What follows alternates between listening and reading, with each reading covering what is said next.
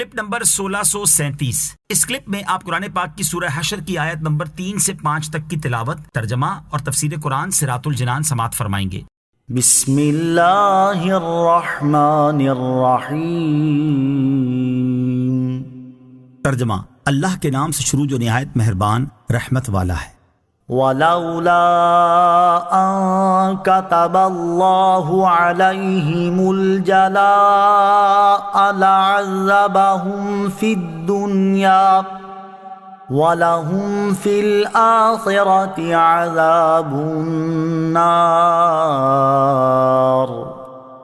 ذَلِكَ بِأَنَّهُمْ شَاقُّوا اللَّهَ وَرَسُولَهُ وَمَن يُشَاقِّ اللَّهَ فَإِنَّ اللَّهَ شَدِيدُ الْعِقَابِ۔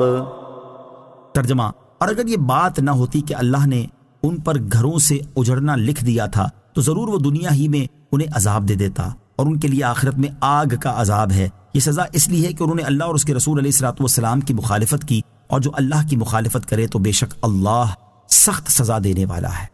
وَلَوْلَا أَن كَتَبَ اللَّهُ عَلَيْهِمُ الْجَلَاءَ، اگر یہ بات نہ ہوتی کہ اللہ نے ان پر گھروں سے اجڑنا لکھ دیا تھا۔ اس آیت اور اس کے بعد والی آیت کا خلاصہ یہ ہے کہ اگر یہ بات نہ ہوتی کہ اللہ تعالیٰ نے ان یہودیوں کا مال اور اولاد کے ساتھ گھروں سے جلا وطن ہونا لکھ دیا تھا تو وہ دنیا ہی میں انہیں عذاب دے دیتا، اور بنو قریظہ کے یہودیوں کی طرح انہیں بھی قتل اور قید میں مبتلا کرتا، اور یہ لوگ خواہ جلا وطن کیے جائیں یا قتل کیے جائیں، بہرحال ان کے لیے آخرت میں آگ کا عذاب ہے جس سے سخت کوئی عذاب نہیں۔ انہیں یہ سزا اس لیے دی گئی ہے کہ یہ لوگ اللہ تعالیٰ اور اس کے رسول صلی اللہ تعالیٰ علیہ وسلم کی مخالفت کرتے رہے، اور قانون یہ ہے کہ جو اللہ تعالیٰ اور اس کے رسول کی مخالفت کرے تو بے شک اللہ تعالیٰ اسے سخت سزا دینے والا ہے۔ ما قطعتم من لینۃ او ترکتموها قائمة على اصولها فبإذن اللہ وليخزي الفاسقین۔ ترجمہ، اے مسلمانوں، تم نے جو درخت کاٹے یا ان کی جڑوں پر قائم چھوڑ دیے تو یہ سب اللہ کی اجازت سے تھا، اور اس لیے تاکہ اللہ نافرمانوں کو رسوا کرے۔ ما قطعتم من لینۃ او ترکتموها قائمة على اصولها، تم نے جو درخت کاٹے یا ان کی جڑوں پر قائم چھوڑ دیے۔ شان نزول، جب بنو نذیر اپنے قلعوں میں پناہ گزین ہوئے تو سرکار دو عالم صلی اللہ تعالیٰ علیہ وسلم نے ان کے درخت کاٹ ڈالنے اور انہیں جلا دینے کا حکم دیا۔ اس پر وہ دشمنان خدا بہت گھبرائے اور رنجیدہ ہوئے اور کہنے لگے، کیا تمہاری کتاب میں اس کا حکم ہے؟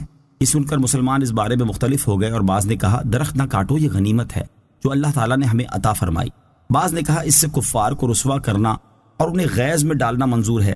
اس پر یہ آیت نازل ہوئی اور اس میں بتایا گیا کہ مسلمانوں میں جو درخت کاٹنے والے ہیں ان کا عمل بھی درست ہے، اور جو کاٹنا نہیں چاہتے وہ بھی ٹھیک کہتے ہیں، کیونکہ درختوں کو کاٹنا اور باقی چھوڑ دینا یہ دونوں اللہ تعالیٰ کی اجازت سے تھے، اور اجازت دینا اس لیے تھا کہ اس کے ذریعے اللہ تعالیٰ یہودیوں کو ذلیل کرے۔